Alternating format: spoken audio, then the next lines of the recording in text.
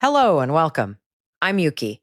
I grew up in Japan, in a small home, the way most people do here. When your home is small, you learn early that you can't keep everything. You live with less, and you don't really think of it as minimalism. It's just normal. So today I'd like to talk about a simple challenge. You let go of one thing a day for 30 days. One small decision, once a day. That's the whole rule. It sounds easy 30 days, 30 things. But it turns out to be more interesting than that, and a little harder too. I'll walk you through how it usually goes what leaves first, what's difficult, and what you're left with at the end. Let's begin. Let me start with the rule itself, because the shape of it matters. One item a day, not a whole room in an afternoon, not filling bags just to feel like you did something. Just one thing. In Japan, there's an old idea called Danshari. It roughly means refusing what you don't need, letting go of what you already have, and stepping back from always wanting more. It isn't about throwing everything out, it's about choosing, slowly. One a day fits that idea. A big clear out in a single day wears you out, and you often regret it, or you just move the mess somewhere else. One decision a day is small enough that you'll actually do it, and small enough that you really look at each thing. If you ever try this, that's the only rule worth keeping. One item, once a day. Don't rush ahead on a good day. The slowness is the point. The first days are easy and a little surprising. Once you start looking for one thing to remove, the obvious ones show up fast.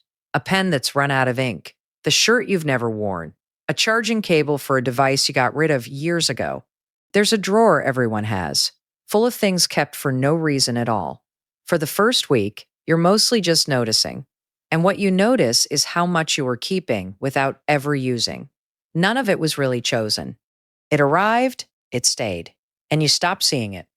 When I did this, my first surprise was the back of one kitchen drawer. I found 3 of the same tool, and I only ever used one. I don't remember buying a single one of them. Around the second week, it changes. The easy things are gone, and now you meet the harder ones, the maybe someday things. These are the items you keep for a future that keeps not arriving. Clothes for when you lose weight. A gadget you keep meaning to fix. That book you're sure you'll read one day.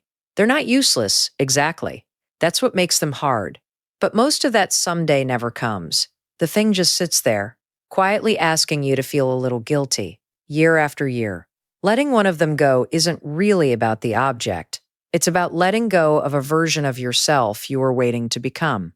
That was the week I understood the challenge wasn't about tidying at all. Then come the things with feelings attached. Gifts. Keepsakes. Some small items someone gave you that you've never once used, but can't seem to put in a bin. In Japan, there's a gentle habit around this. Before letting something go, you thank it. You hold it, you say a quiet thank you for its part in your life, and then you let it leave. It sounds strange the first time you hear it. It helps more than you'd think. The point isn't the words, it's that you're allowed to feel grateful and still let go. The gift did its job the moment it was given. Keeping it forever was never really the deal. You see this care in how a lot of Japanese homes treat objects. Things are used well, thanked, and passed on. Not clung to and not thrown away carelessly either. That care leads straight to a real worry. If you're letting go of one thing a day, aren't you just making waste? Here's where another idea comes in. Motenai. It's the feeling that it's a shame to waste something that still has use left in it, and it changes how you let go. You don't just drop things in the bin. You give the shirt to someone who'll wear it. You pass the tool to a friend. You sell it or donate it or recycle it properly. Letting go and wasting are not the same thing.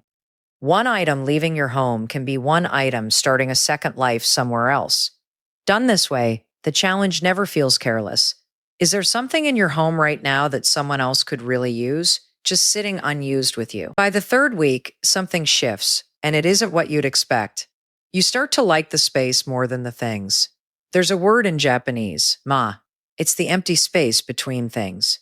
In a room, in a conversation, in a piece of music. In a traditional Japanese room, that emptiness isn't a lack of decoration. The space itself is the design. A single flower in an alcove means more with nothing crowding it. After clearing a little each day, you start to feel that at home. An empty shelf stops looking unfinished and starts looking calm. A clear surface is restful just to look at. You realize you were never short of things. You were short of space. The first clear tabletop in my apartment, I left it empty for a week just to look at it. I didn't want to put anything back. Near the end of the 30 days, the challenge quietly turns around. It stops being about what leaves and starts being about what comes in.